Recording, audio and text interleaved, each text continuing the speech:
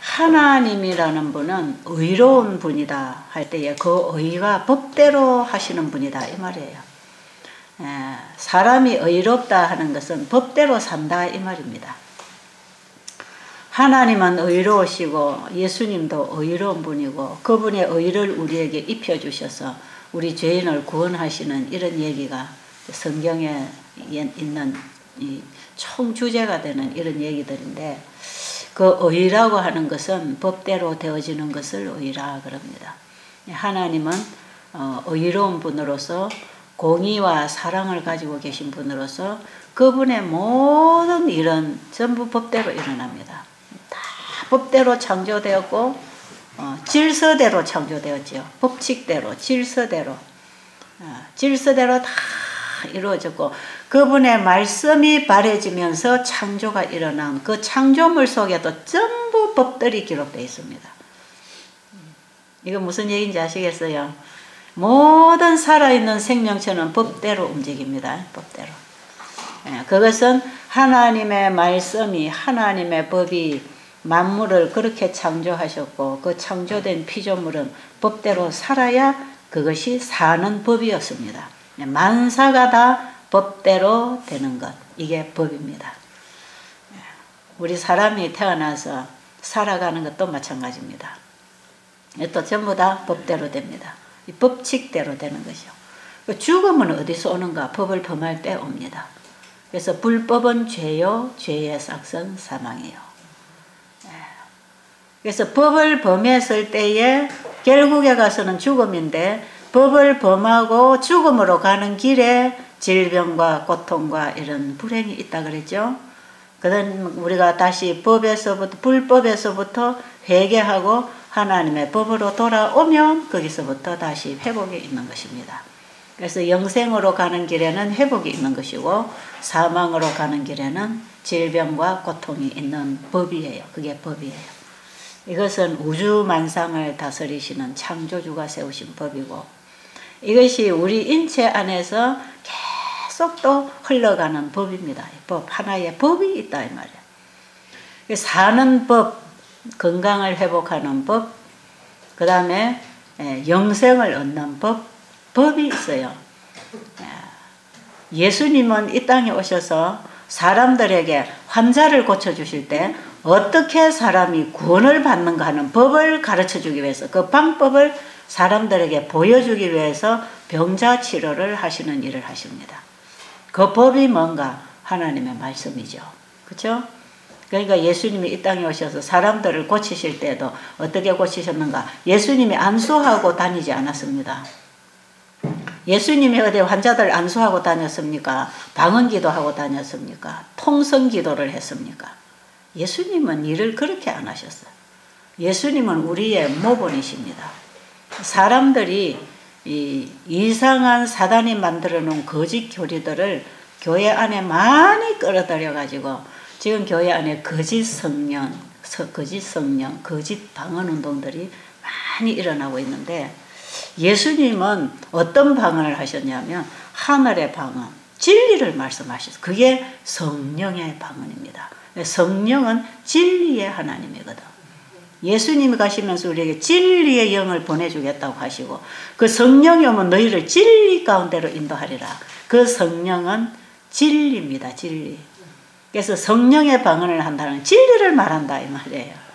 그런데 오늘날 이 기독교계 안에 엄청나게 많은 거짓 방언, 알아듣지도 못하는 이상한 거짓 방언이 얼마나 사람들을 속이고 있는지 모릅니다. 여러분들 저 어떤 기도원들에 한번 가보세요. 얼마나 요란스럽게 기도를 하고 다닙니까?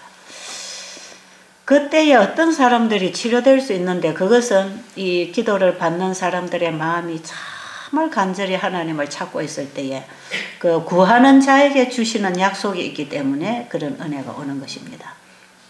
이제 내가 안수를 했기 때문에 낫는 게 결코 아니에요. 그때에 만약에 낫는다고 하면 그것은 거짓령의 역사라고 볼 수가 있죠. 마귀도 병자를 고칩니다. 마귀도 사람들을 현혹시키고 거짓으로 인도하기 위하여 병도 고치고 기적도 행하고 환상도 보여주고 뭐 환청도 들려주고 꿈도 꾸게 하고 별짓을 다 합니다. 그러나 우리는 그런 것들을 하나님의 말씀으로 분별해야 됩니다. 아, 이게 하나님의 말씀이 가르치는 대로 똑같이 하는가 안 하는가, 거기에 하나님의 일인가 사단의 일인가를 분별할 수 있는 이런 하나의 원칙이 있는 거죠. 그래서 우리가 진리를 잘 모르면 아무리 속이는 비진리 거짓이 들어와도 분별이 안 됩니다. 이제 진리를 똑바로 알면 거짓이 들어오면 금방 이게 표가 나잖아요. 예. 거짓 지폐가 돌아다닐 때, 위조 지폐가 돌아다닐 때 어떤 사람들은 그 위조 지폐인지 모르고 다 가지고 다니고 써먹잖아요. 그런데 진짜 지폐를 아는 사람은 딱 쳐다보면 다릅니다. 딱 보면 위조 지폐구나. 예, 분별하듯이 우리가 이 신앙을 하는 데 있어서 진리와 비진리를 분별하는 데 있어서 우리가 비진리에 빠져 있으면은 그것이 진리인지 비진리인지 몰라요. 그냥 빠져 들어갑니다. 근데 진리 위에 딱 서 있으면, 진리를 알고 있으면 비진리가 올 때 탁탁 잘라낼 수 있고 거절할 수 있고 선택할 수 있고 이제 이런 분별력이 있는 것이죠. 자, 여러분들이 여기서 이제 건강을 회복한다, 병을 낫겠다, 여기 여러분들이 오셔서 이제 뭔가 건강 교육을 받고 있습니다. 이것이 건강이다, 이게 사는 길이다, 이렇게 할 때 병이 낫는다 하는 이것을 지금 여러분들이 여기서 배우고 있습니다. 그죠? 이것을 여러분들이 저 베델 수양원에서 하는 치료법이다, 이렇게 하면은 그것은 진리가 아닐 수도 있습니다. 여기서 만약에 어떤 환자가 나아지는 경험을 하고 갔다 할지라도 그것은 그 사람의 경험이지, 어떤 그 사람이 어떻게 그런 경험을 다른 이유에 의해서 할 수도 있었다 이 말이에요. 그렇지, 이 베델 수양원에 가면 이런 치료법이 있다, 그것은 진리가 아닐 수 있습니다. 베델 수양원이 뭘 가르치는지에 따라서 진리일 수도 있고 진리가 아닐 수도 있다 이 말이죠. 무조건 베델 수양원에서 가르쳐주는 대로 하면 산다, 이런 맹신은 하면 안 됩니다. 여러분들이 여기 오셔서 그냥 베델 수양원에 오면은 시킨 대로 하면 낫는다 하되, 그래가지고 무조건 맹신을 하면 안 됩니다. 여기서도 여러분들에게 진리를 가르칠 때에만 순종해야 됩니다. 아십니까? 진리를 얘기할 때에 그걸 여러분들이 이제 받아들여야 되는데, 과연 그게 진리인가 하는 분별력이 여러분이 없다 이 말이에요. 그래서 우리는 진리부터 알아야 됩니다. 그 원칙, 그걸 알아야 되는데, 그것이 사람을 만드신 하나님이 하신 말씀이 진리다, 여기에 확신이 들어가야 됩니다. 그렇겠죠? 뭐가 맞는 거냐? 사실은 사람이 말하는 건요, 다 안 맞을 수가 있어요. 얼마든지 인간이 밝혀놓은 과학이라 할지라도 그것이 성경과 일치할 때만 진정한 과학일 뿐이지, 사람이 잘못 연구해서 잘못 발표할 수도 있기 때문에, 인간이 연구해내는 과학은 하나님이 만들어 놓으신 창조물을 연구하는 거거든. 그것이 식물이든지 동물이든지 사람이든지 천체든지 어떤 땅이든지 간에 뭐든지 하나님이 창조해 놓으신 것을 연구해서 밝혀내는 게, 그게 전부 다 과학입니다. 그래서 인간의 과학은 한계가 있는 것이죠. 이 의사들이 하는 얘기를 들어보면 참 재밌는 얘기가 많아요. 의사들이 예를 들어서 한 10년 전에 배운 의학 상식을 가지고 지금 그대로 써먹은다면 거의 이 절반은 다 틀린다, 이런 얘기 하죠. 그런 얘기 저는 참 많이 들었습니다, 의사들한테. 그리고 의과대학교 다니는 학생들이 작년에 배운 의학 상식이 금년에 와서 달라진다는 것입니다. 그건 왜 그렇습니까? 인간의 머리가 과학이 발달하고 있다는 것입니다. 인간의 과학이 발달하고 인간의 지식이 더해가면서 더 깊이, 더 밝히, 더 진리와 가까이 이제 접목하고 있는 거죠. 오늘날 의학계에서 환자를 진단하는 이런 진단이라든지 어떤 처방을 내릴 때에 대부분 확실하게 병명을 알 수도 없고 이유를, 원인을 알 수도 없는 상황에서 대부분 처방을 내리고 있다는 거. 대충 처방을 내려가지고 그게 잘 듣고 맞으면 이게 맞는 거다 해서 병명이 그때 정해진다는 거 아닙니까? 이건 의사들의 입에서 그냥 술술술 나오대요. 가보니까 이런 얘기 하시던데, 어쨌든 사람이 알고 있다고 하는 것, 이것은 믿을만 하지 못합니다. 그래서 우리 몸을 의사에게 맡길 때도 우리가 전문의를 찾지 않습니까? 그죠? 전문의, 특진을 예약하고 전문의를 찾고, 어느 병원에 누가 가장 이 병에 있어서 전문인가, 그 뭐냐면 그 부분에 누가 더 잘 아는가, 이런 거예요. 누가 더 잘 아는가. 그런데 그 전문의를 찾아가도 인간의 어떤 지식에는, 연구에는 한계가 있다는 거 아닙니까? 그러니까 자기 생명을 100% 맡겨놓을 수가 없는 불안함이 있죠. 그래서 이 세상에 어떤 사람이 하는 말이나 어떤 사람이 쓴 책이나 어떤 사람의 가르침이나 간에 그것이 사람에게서 왔다면 그것은 확실하게 붙잡을 수 있는 진리는 얼마든지 아닐 수가 있습니다. 이런 거 여러분들이 조금 맹신을 하면 안 된다 이 말이에요. 아, 저 박사님, 저분은 이 분야에 박사 학위를 받은 분이고, 아, 저분은 유명하게 권위가 있는 분이고, 거기도 그 사람 속에 들어가 보면 그분이 엄청난 한계를 느끼고 있다는 사실. 인간의 그것은 유한성 때문에 그렇습니다. 인간은 어쩔 수 없는 한계가 있는 것입니다. 그래서 사람이 하는 말, 가르치는 지식, 사람이 만들어내는 책들, 이런 것들은 어떻게 보면 그것이 진짜 답이 아닐 수 있는 그런 책들이 지금도 얼마나 많이 홍수처럼 쏟아져 나옵니까? 그죠? 학교에서 아이들이 교과서를 공부를 하고 있고, 이런 것들은 그 누군가가 배워서 알고 있는 것을 또 책으로, 교육으로 가르쳐서 내려온 것을 배우고 읽고 또 가르치고 이렇게 해서 흘러내려오는 것입니다. 그냥 여러분들이 지금 밥을 먹고 일을 하고 이거 어디서 배웠습니까? 우리 부모들이 하는 거 배웠거든. 우리 먼저 태어난 선배들을 통해서 배웠거든. 아, 그 사람들 이렇게 하고 있더라. 아, 집은 이렇게 짓더라. 아, 옷은 이렇게 해서 입고 다니고. 먼저 하는 사람 따라서 지금 우리는 배우고 따라가고, 지금 우리는 내가 어디를 가는지도 모르고 누군가를 따라가고 누군가에서 배우고 있는지 모릅니다. 그래서 결국은 뭐다? 결국은 죽음이다. 어떻게 보면 사람은 태어나면서부터 죽음을 향해서 따라가는지 모릅니다. 그런데 이 태어나서부터 죽음을 향해서 가는 사람을 따라서 계속 자기도 가다가 결국은 죽음으로 가는 거죠. 소망 없이. 그렇죠? 그런데 그것이 아니니까 거기서 돌아서라.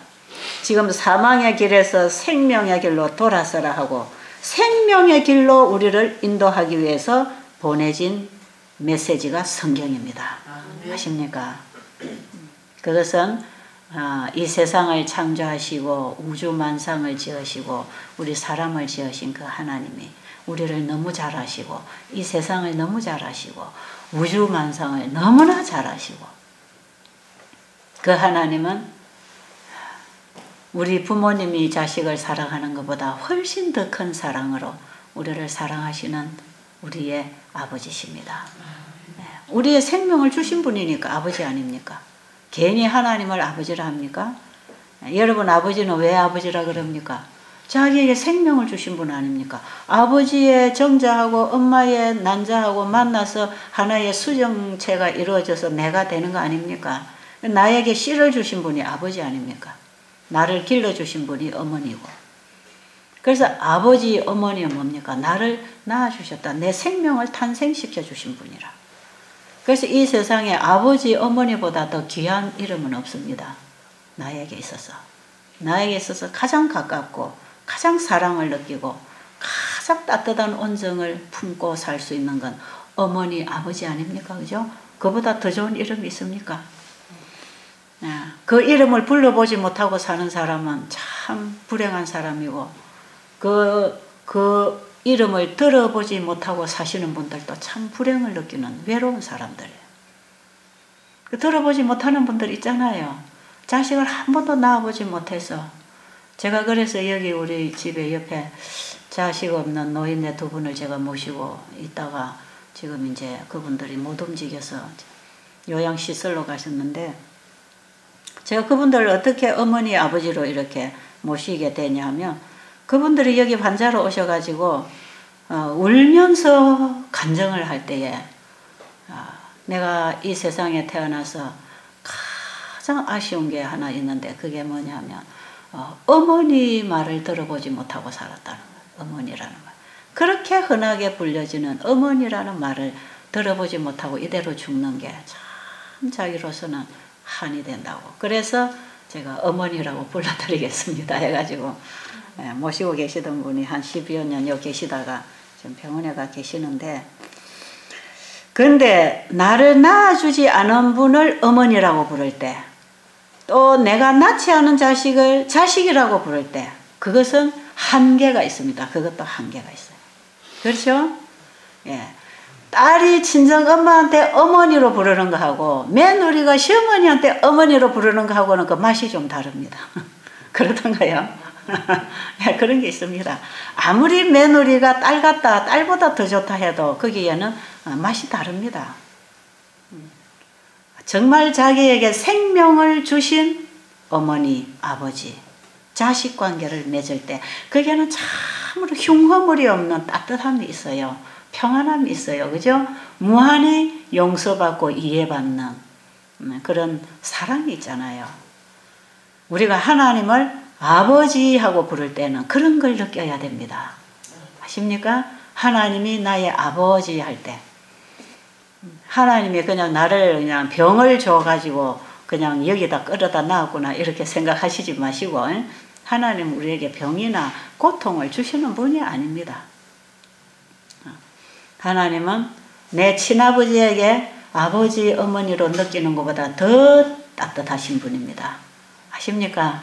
그러니까 여러분 그분에게 한번 여러분의 마음을 털어놓고 대화해 보세요. 그 하나님, 그 아버지 만물을 창조하시고 지금도 모든 피조물들에게 필요를 공급하시되 내 자신이 나를 아는 것보다 그분이 더 잘 아시는 그분 얼마나 믿음직합니까? 그렇죠? 그분에게 한번 기대해보라 이 말이에요. 그리고 그분에게 내 모든 생각과 내 지식과 내가 가지고 있는 어떤 것들을 그분에게 내려놓고 아버지 저를 도와주세요. 저를 인도해 주세요. 저의 필요가 이렇지 않습니까? 아버지 손길을 저에게 좀 베풀어 주십시오 할 때 아버지는 이미 구하기 전에도 주시려고 다 준비하고 계시는 분인데 우리가 거절하고 떠나기 때문에 못 주시고 계시는 분이기 때문에 우리가 돌아만 오면 그분은 바로 알아서 주시려고 하는 분입니다. 그런데 우리가 그분께로 안 돌아오는 거죠. 우리가 그분께로 안 돌아오고 자기가 배우고 알고 있는 그 지식 가지고 계산하고 그 어떤 전문의를 따라가고 좀 더 존경스러운 사람의 권위에 복종하고 우리가 그렇게 따라가면서 배우면서 살고 있는지 몰라. 하나님은 그게 아니다. 너에게 진짜 필요한 거, 너를 진짜 가르쳐야 될 너희들이 알아야 할 지식이 그게 나한테 있다. 나한테 돌아오라. 내게 와서 배워라. 저는 이 사실을 깨닫게 된 거지요. 이 놀라운 우리 하나님의 사랑을 제가 깨달으면서 제가 사람들에게 뭘 가르쳐야 될 것인가 그걸 이제 제가 알게 된 것입니다. 제가 사람들에게 뭘 가르쳐야 될 건가. 베델수양원에 오시는 분들이 뭘 배우고 가야 될 것인가. 지금까지 25년 동안 베델수양원에서 했던 그 경험을 얘기하고 그걸 듣고 가서 여러분도 그렇게 할 것인가. 그동안에 여러분들이 많은 분들이 여러분들이 이 베델수양원을 거쳐가면서 자기들에게 유익이 됐든지 유익이 되지 않았든지 많은 경험들을 하고 간 그들이 과연 뭘 가지고 갔느냐. 뭘 알고 갔느냐. 저는 이런 것이 참 중요하다고 생각이 들고 여기 오신 여러분들이 정말 여기서 뭘 듣고 뭘 배우고 갈 것인가. 저 원장이라는 사람이 하는 말 저게 진짜 저게 맞는 건가 맞지 않는 건가. 적어도 여러분이 이런 갈등을 가지고 좀 스스로 연구하기를 바랍니다. 무조건 맹신은 하지 마세요. 그런데 제가 여러분들에게 지금까지 이렇게 합니다 하는 그 중에서도 저도 시행착오를 할 수 있는 부분이 얼마든지 많습니다. 저도 그래서 계속 연구하고 배우고 연구하고 배우고 지금 제가 여러분들에게 매 시간 얘기해드리는 이런 거는 적어도 제가 시행착오 하면서 배우고 말씀해서 이것이 진리다, 이것이 법이다, 이게 생명의 법이다, 이 길이다 하는 이런 것들을 지금도 여러분들에게 제가 자꾸 제시를 하고 있지만 이 진리라고 하는 게 너무나 깊고 넓고 오묘해서 말이에요. 들어가 보면 들어갈수록 더 깊은 부분이 있고 더 깊은 부분이 있고 그래서 저도 지금 한없는 부족을 느끼면서 참으로 내가 너무 무지하다는 걸 느끼면서 어떤 때는 여러분들에게 얘기한다는 것 자체도 얼마나 두려운지 모릅니다. 그래서 저는 여러분들에게 자꾸 책을 권하지 않습니까? 성경을 읽어라. 성경을 읽고 성경을 똑바로 해석해놓은 성경을 기록한 꽃 같은 영감으로 성경을 해석해 놓은 게 그게 엘렌 G. 화이트 부인이 쓴 책이에요. 그래서 여러분들이 똑바로 진리를 찾아서 하나님이 일하시는 그 법도 안에서 하나님의 손길을 만나기를 원하시면 성경에서 뭐라고 하는가 이걸 이제 알아야 됩니다. 하나님이 우리를 창조하시고 우리를 사랑하시고 우리의 필요를 공급하기 위하여 기다리고 계시는 그분이 우리의 필요를 지금 채워주시기 위해서 뭐라고 말씀하시는가 여기에 여러분들은 관심을 가지고 거기서부터 여러분이 진리를 배우고 답을 받아서 그 길이 여러분에게 얼마만큼의 건강 생활을 살게 할 건지 이 땅에서 잠재우게 할 건지 그 하나님 뜻입니다. 그 우리의 소원대로 되는 건 아니에요. 여러분이 100살 살고 싶다고 해도 하나님께서 네 수명은 이만큼이다 하면 그냥 가야 되는 것이에요. 그래서 우리는 죽음도 하나님의 뜻으로 받아들여야 됩니다. 왜? 우리가 예수 그리스도를 영접하고 영생을 붙잡고 죽는 것은 복이라 그랬거든. 이 세상은 죄인들이 사는 곳이니까 이 세상은 영원히 지속될 땅이 아닙니다. 회복될 땅입니다. 그렇기 때문에 우리는 우리의 앞길을 이제부터 하나님이 뭐라고 말씀하시는가에 거기에 원칙을 두고 생활을 해야 됩니다. 아시죠? 그래서 제가 하나님 말씀을 읽고 하나님 말씀이 이런 뜻입니다 하고 여러분에게 가르칠 때 그거는 따라하면 되는 것입니다. 그래서 저는 최대한 여러분들에게 하나님 말씀을 가르쳐 드리려고 하는 사람이지 어떤 의학 박사가 여기 와서 강의하는 그걸 제가 여러분들에게 가르치고 싶은 마음이 없어요. 자, 왜 그런가? 그게 곧 길이요, 진리요, 생명이요. 그게 하나님께로 가는 길이니까 말이에요. 그게 하나님께로 찾아가는 하나님과 만나는 생명의 법이니까 법 안에 들어오는 거니까. 그래서 여러분들이 여기 오셔서 배우시는 건 중요합니다. 왜? 제가 인간의 학문을 펴놓고 가르치는 게 아니고 어떤 의사가 쓴 책을 갖고 와서 제가 설명을 하는 게 아니고 사람을 만드신 하나님이 쓴 책을 가지고 얘기하고 있기 때문에 여러분들이 거기서는 신뢰할 만한 게 있어요. 아십니까? 그렇기 때문에 여러분들이 여기 오셔서 이렇게 해보세요. 이렇게 하면 됩니다. 할 때에 우리는 그 말씀에 뭐부터 움직여야 되느냐? 마음부터 움직여야 됩니다. 마음부터. 근데 여기 와서도 마음이 안 움직이는 분들이 수다하거든요. 하나님의 말씀은 마음에서 받고 믿고 움직여야 되기 때문에 이 마음이 움직여져야 됩니다. 여기 와서도 강의도 잘 안 듣고 뭐 참여하는 것도 형식이고 뭐라고 하는지에 관심도 없고 자기 머리 자기들이 지금까지 알고 배운 그 상식에서 여기서 분석을 하고 있다든지 이 자체에 대해서 100% 마음을 오픈하고 받아들이든지 하지 아니하면요 결국은 자기가 받은 거 깨달은 그것만큼밖에 도움을 못 받아요. 여러분들이 여기 와서 뭐 금식이나 과일식이나 건강식을 철저히 했다. 그거 열심히 따라해보면 그것만큼도 도움이 됩니다. 그것만큼도 도움이 돼요.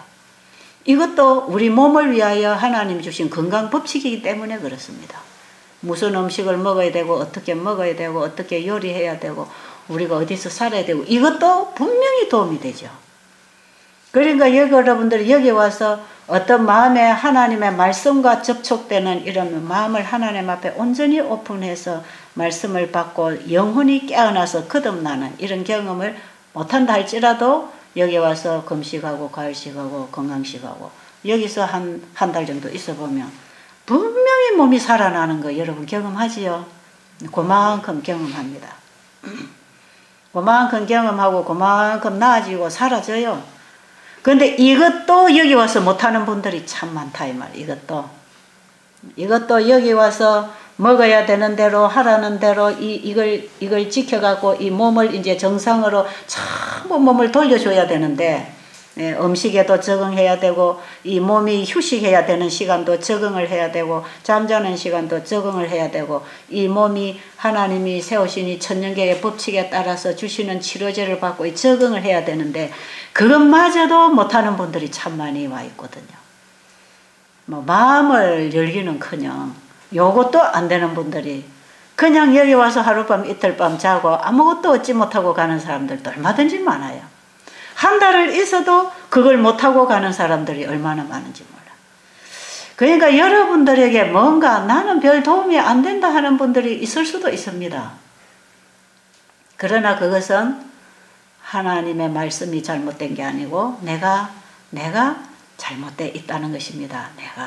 내가 그거 받아서 거기에 적응을 해야 되고 그래서 해가 지면 잠자리에 들어가야 되고 우리의 몸에 물은 밥 먹듯이 물을 챙겨서 몸에 물을 넣어야 되는 거 밥을 음식을 넣어야 되는 것처럼 물을 수시로 넣어야 되는 이런 생활을 하면서 여기서 좋은 공기를 마시고 운동을 하고 그 운동을 어떤 운동을 해야 되는가?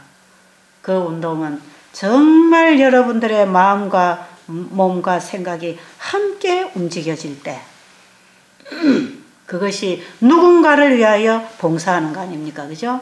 누군가를 위하여.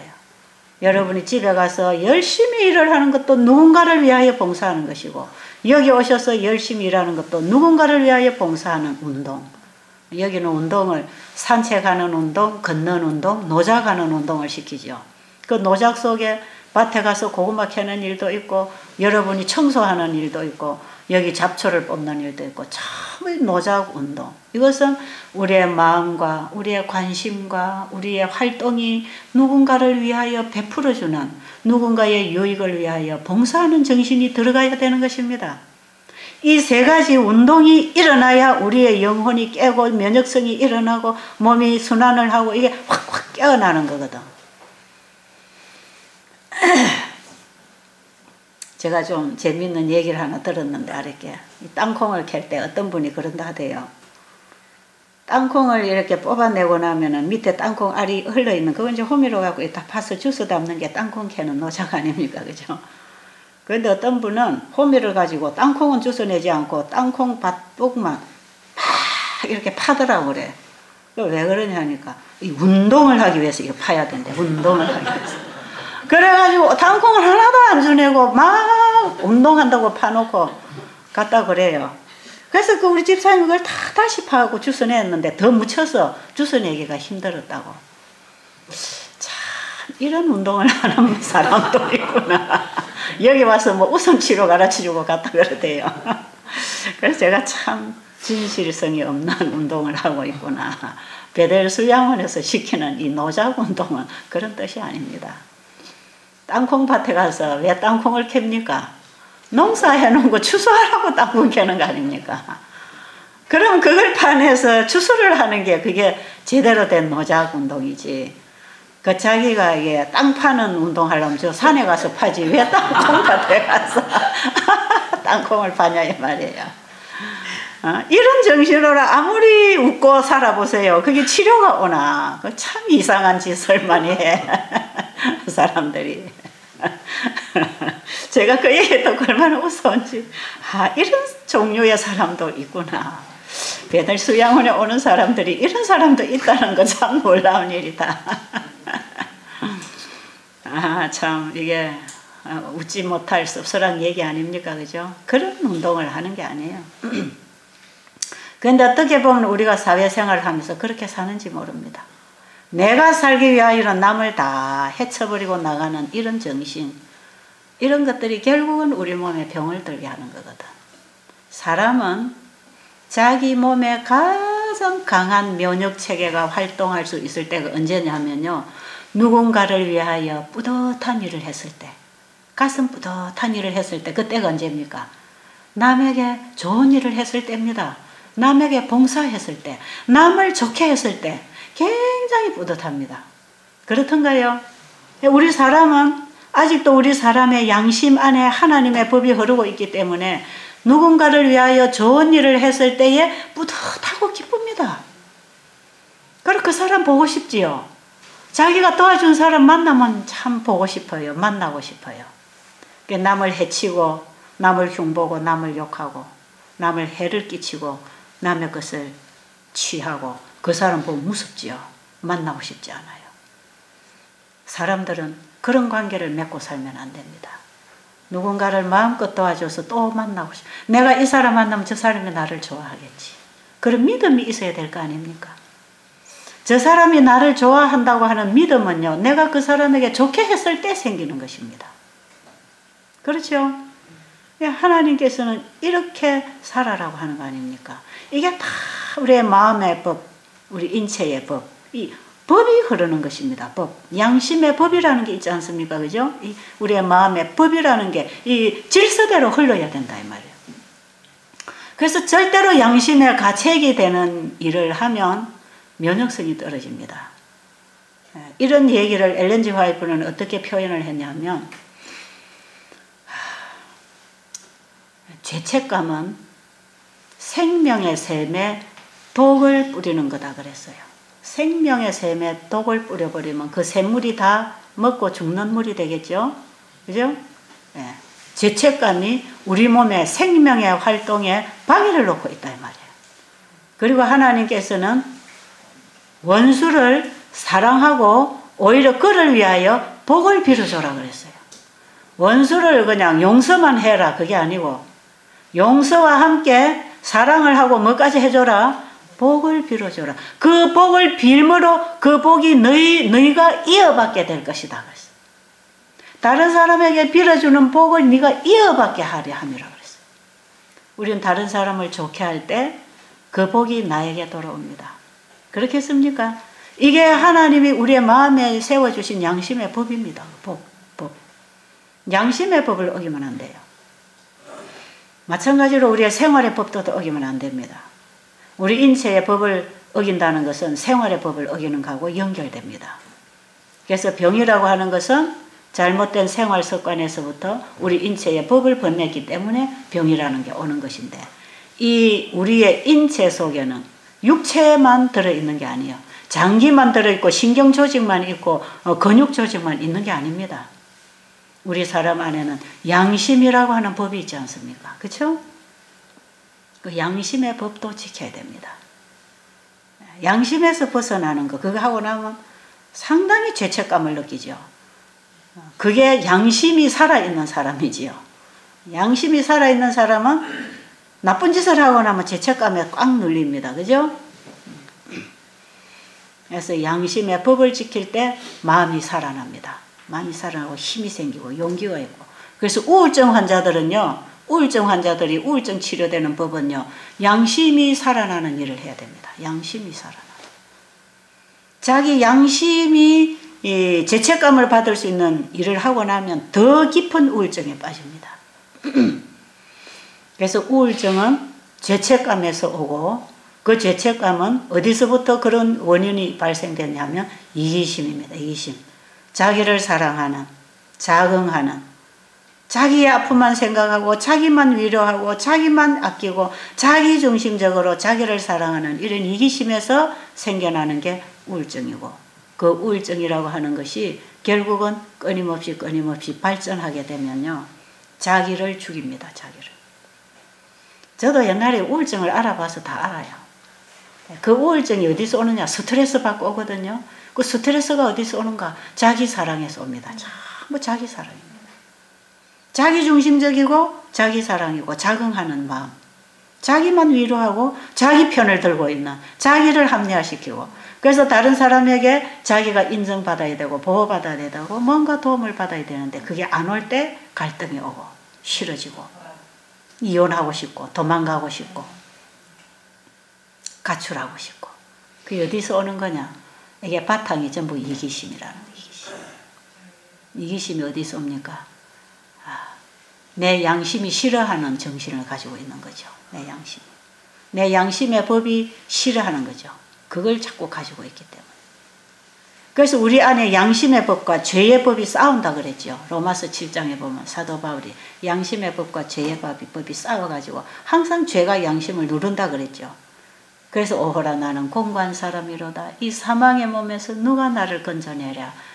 사도 바울이 그런 탄식을 하면서 로마서 8장 1절로 가면 우리 주 예수 그리스도로 말미암아 하나님께 감사한다고 하면서 그리스도 안에서는 결코 정죄함이 없다 그랬어요. 죄가 나를 지배하는 그 힘이 없어진다 이 말이에요. 누가 오면 내 안에 그리스도가 오시며. 그래서 예수를 믿어야 양심이 살아서 활동합니다. 그게 로마서 8장에 죄와 사망의 법에서 성령의 생명의 법이 죄와 사망의 법에서 너를 건졌다. 그래서 하나님의 율법의 요구를 이루어지게 하기 위하여 예수님이 이 땅에 오셨고 우리가 그분을 영접할 때 양심의 법이 이깁니다.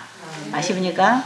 죄의 법에 노예가 되어 있는 우리 인간, 양심의 법을 범하고 살면서 고통의 길을 가고 있는 우리 인간, 이 인간에게 예수님이 찾아오셔서 그분을 우리가 마음에 영접하면 성령의 생명의 법, 우리의 양심을 살려서 이기게 하고 힘을 주는 그 법으로 회복된다 이 말이에요. 그래서 우리는 양심의 법대로 살게 되는 회복이 일어나는 것입니다. 그러니까 우리 환자들에게 가장 중요한 분이 예수님 아닙니까? 우리를 창조하신 그 하나님, 그분이 우리 안에 오셔야 됩니다. 아십니까? 그래서 그 하나님은 저 하늘에 모셔놓고 내 마음에는 날마다 공고하게 사는 게 아니고 그 우리 아버지를 말씀을 받아들이면서 내 마음에 영접을 하면 그 아버지의 말씀을 내 마음으로 받아들이면 아버지가 내 안에 들어오시는 것입니다. 영적으로. 그 아버지는 형상을 가지고 계시지만 우리에게 영으로 임하십니다. 그분은 우리 인간하고 다르기 때문에 그렇습니다.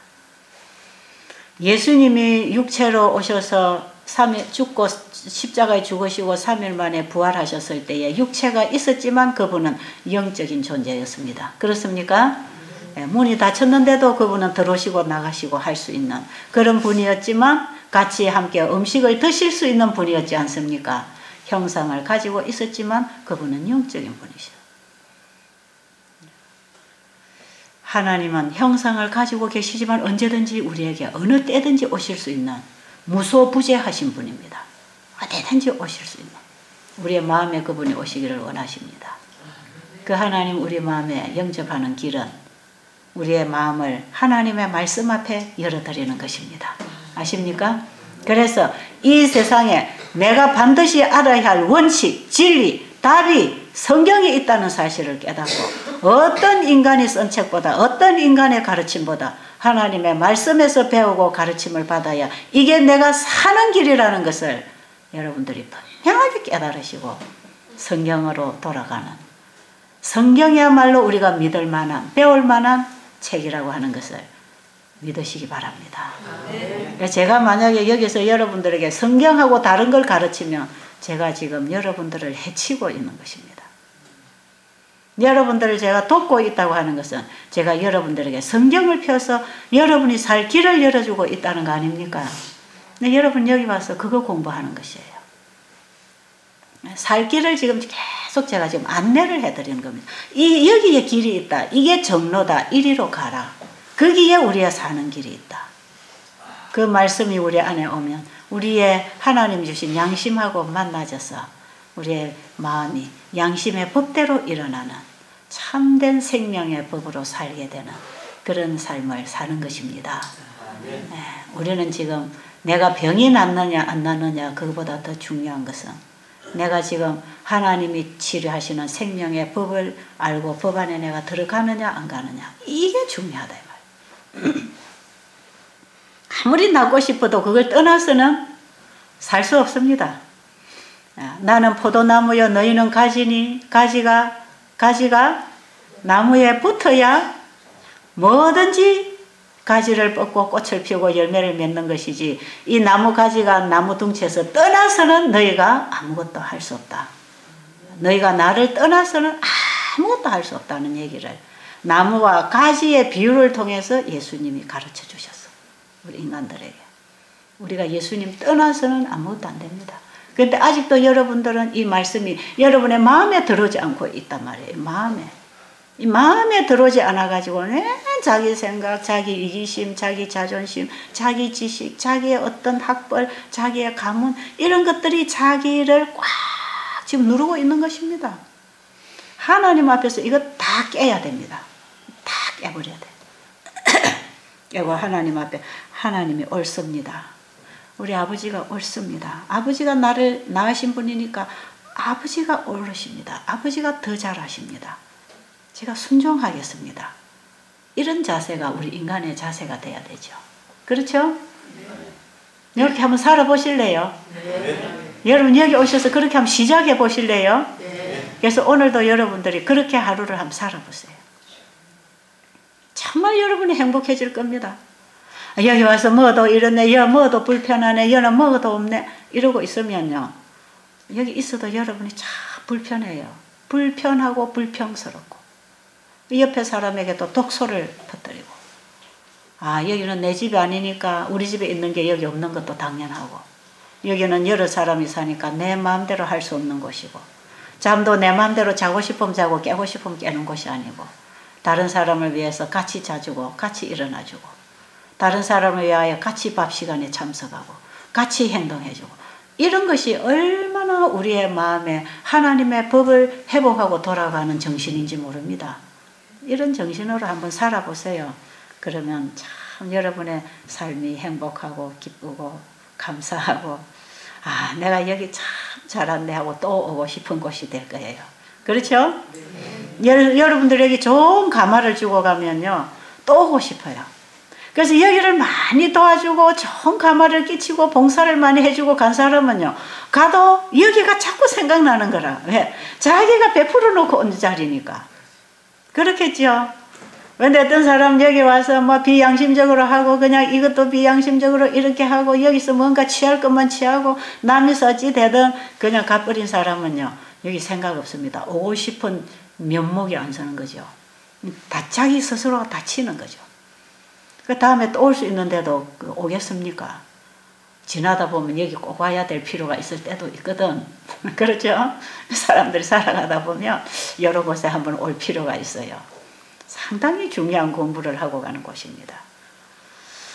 잘 오셨다고 생각이 드세요? 네. 여러분들에게 정말 좋은 기회, 좋은 시간이 되기를 바랍니다. 네, 기도드리겠습니다.